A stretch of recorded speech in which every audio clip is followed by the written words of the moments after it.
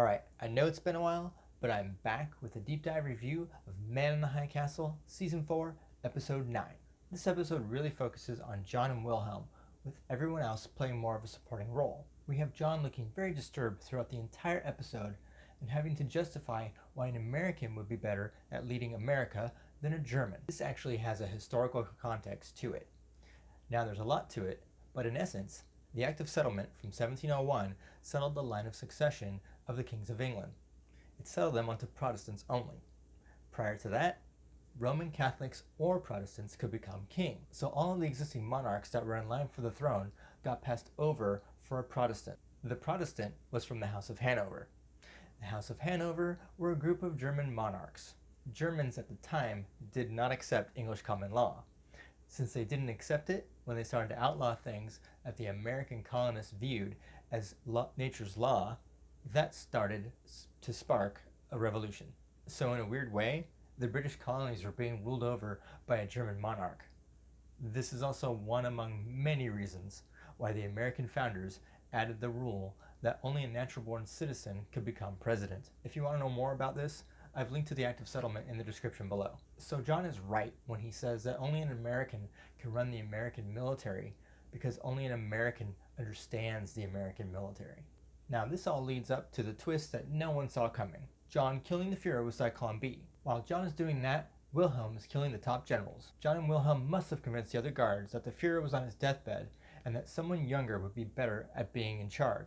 They probably also promised all these lowly guards higher positions within their respective domains. That would make it easy enough for the guards to replace the Fuhrer's oxygen with the Zyklon B and then also be available to assassinate all the existing top generals. They left Hoover for John to kill personally, since Hoover pretty much had it in for John from the beginning. This is what's dangerous about a dictatorship. You always have to surround yourself with people who you trust. When you stop trusting people, you have to eliminate them. The Fuhrer's downfall was that he didn't eliminate John when he first started to doubt him. Now let's take a look at our other characters. Helen manages to find the films that John has been keeping secret.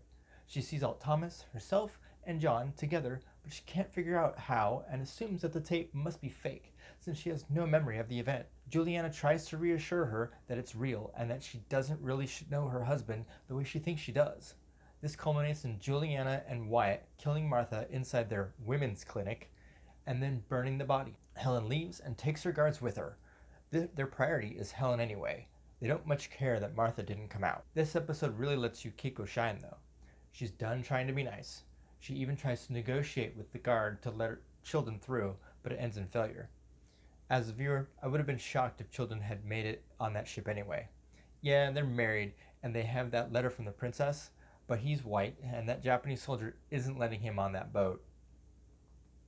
Even without knowing the end, I had no doubt that Childan would make his way to Japan and find Yukiko at some point. I think it's quite appropriate that Kido ends up hallucinating about his son while being in the holding room. The hallucination lasts right until he attempts to change the past. I felt some sadness for Kido at that point. Only at the end, when reflecting on his life, was he able to see the poor decisions he'd made. Thankfully, he has started to turn things around, but we still don't know if it'll be enough. Finally, let's talk about Belle and Elijah. Several times throughout the show, Belle has expressed an interest in having their own house and their own room. Elijah is constantly having to remind her that they're communists, so they have to share everything. Even the room they slept in won't be theirs for another night. I just wonder how much longer Belle would be willing to follow the tenets of communism. It seems to me that not just her, but others would start to want to have their own areas as well. It's one thing to share everything when supplies are limited and you're fighting a war. It's completely different once you've won a large area of territory. On a side note, Juliana has a dream about the gate activating on its own.